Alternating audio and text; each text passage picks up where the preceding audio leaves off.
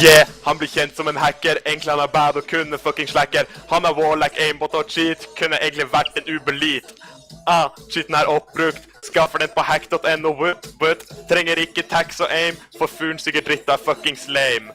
Han er bad og så teite. Hele byen kjenner til det. Han har cheats og du vet det. Ta med seg en aimbot på brack. Han skal til mix nå. Han skal til mix nå.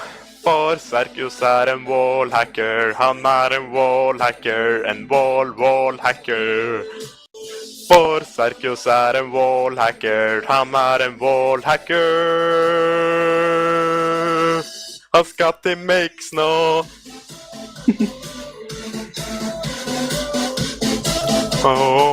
Han skal til mix nå.